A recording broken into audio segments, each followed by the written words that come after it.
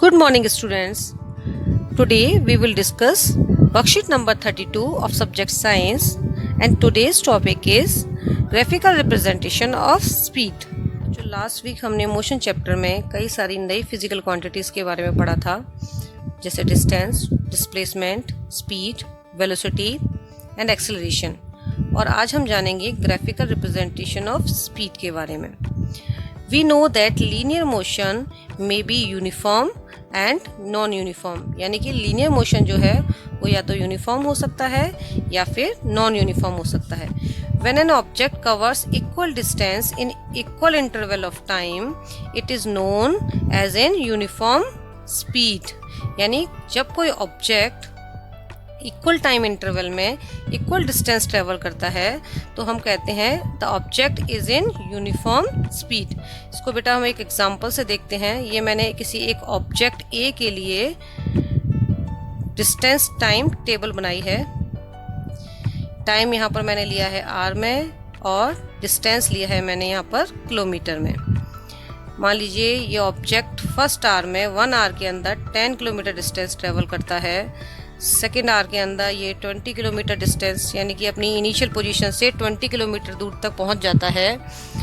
Third our में ये 30 kilometre दूरी तक पहुंच जाता है.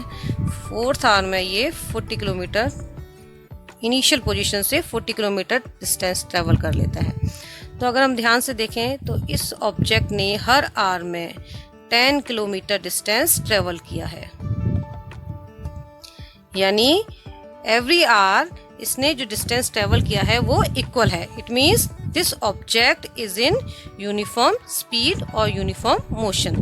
बेटा अगर हम इसके लिए ग्राफ ड्रॉ करते हैं तो जब भी हम यूनिफॉर्म मोशन के लिए डिस्टेंस टाइम ग्राफ ड्रॉ करते हैं तो distance is always taken at Y axis and time is always taken at X axis. ये time is in hour and distance is in kilometre. ये मैंने यहाँ ड्रॉ कर दिया है. ये 10 किलोमीटर हो गया, ये 20, now 30 and 40. Time 1 hour, 2 hour, 3 and 4 hour. 1 hour में डिस्टेंस ट्रेवल किया है 10, 2 आवर में 20 किलोमीटर तक पहुंच गया है, 3 आवर में 30 किलोमीटर, 4 आवर में 40 किलोमीटर. अगर हम एक ग्राफ ड्रॉ करते हैं तो क्या आता है, एक स्ट्रेट लाइन जो एक स्लोप की फॉर्म में होती है. The distance time graph on an object moving with uniform speed is a straight line. और बेटा अगर ये नॉन यूनिफॉर्म मोशन हो तो किस तरह का ग्राफ ड्रॉ होगा. उस केस में ग्राफ किस तरह से हो सकता है, वो ऐसे कर्व हो सकता है, वो ऐसे वाला कर्व भी हो सकता है, वो ऐसे वाला कर्व भी हो सकता है, यानी किसी भी कर्व की शेप में हो सकता है, पर वो स्ट्रेट लाइन नहीं होगा. It means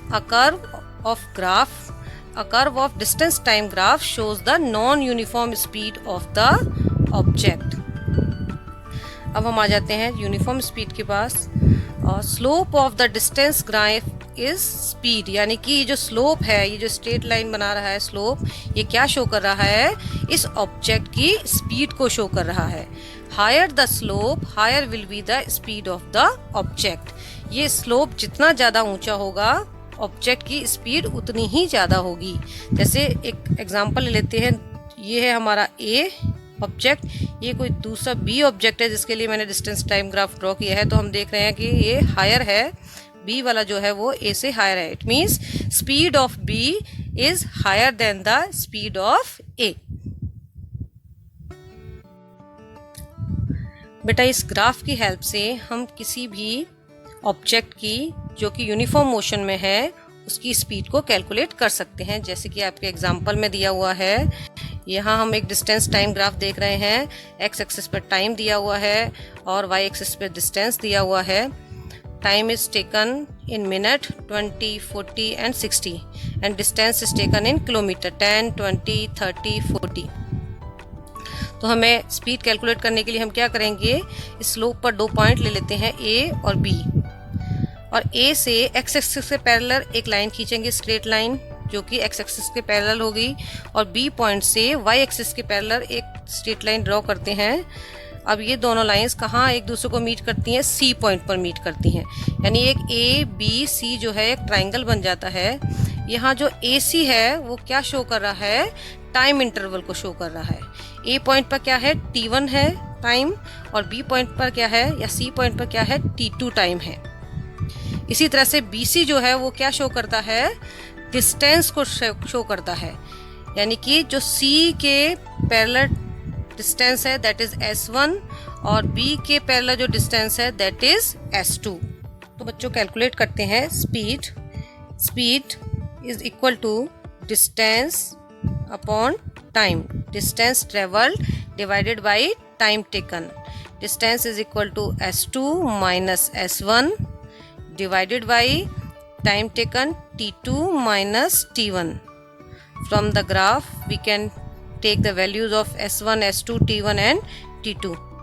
38 minus 28 divided by 56 minus 42, that is equal to 10 divided by 14, that is equal to 0.71 kilometer per minute। तो बेटा इस तरह से यूनिफॉर्म मोशन के लिए जो ग्राफ होता है, डिस्टेंस टाइम ग्राफ होता है, उसकी हेल्प से हम स्पीड को कैलकुलेट कर सकते हैं। बेटा आ जाते हैं वर्कशीट के सेकंड पार्ट पर। तो यहाँ पर एक ग्राफ दिया हुआ है।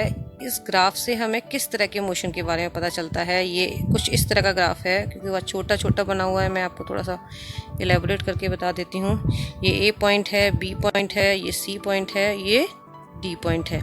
कोई एक कार है। The given distance time graph shows the different position of a car. अब ए बी पोजीशन क्या है? यहाँ पर एक स्लोप बनाता है। It means in this condition the car is in uniform speed, यानी वो इक्वल टाइम इंटरवल में इक्वल डिस्टेंस ट्रेवल कर रही है। सेकेंड कंडीशन में आप देखिए, सेकेंड पोजीशन सेकेंड पार्ट पे आ जाते हैं BC।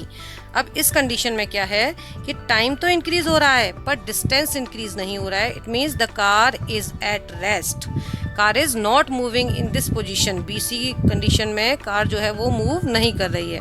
अगेन CD पार्ट पे आ जाते हैं। CD part is also a slope. It means in this case car is also again moving with a uniform speed, but this time with the higher speed, क्योंकि जो slope है वो higher है। It means इसकी speed भी जो होगी वो CD कंडीशन में AD कंडीशन से ज़्यादा होगी। From C and D again it moves but with the higher speed। यहाँ पर फिर अगेन 3 ग्राफ्स दिए हुए हैं। एक ग्राफ जो है वो कुछ इस तरह से है। तो बच्चों अब तो आप समझ गए होंगे ये ग्राफ क्या है। ये शो करता है uniform speed of the object. ये किस तरह से है? ये आपका कर्व फॉर्म में है। It means it shows the non uniform motion of the object. Third one is like this straight line distance time. ये सारे के सारे डिस्टेंस टाइम ग्राफ हैं। straight line parallel to time axis, it means the object is at rest position, it means object is not moving at all। अब आ जाते बच्चों questions पे। Study the given time distance time graph of A car, calculate its speed with the help of the graph. तो ये graph दिया हुआ है, अभी आपको हमने समझाया एग्जाम्पल की हेल्प से आपने ये कैलकुलेशन खुद करके देखना है, सॉल्व करना है। State 2 differences between uniform and non uniform speed. आप लिख सकते हैं बेटा।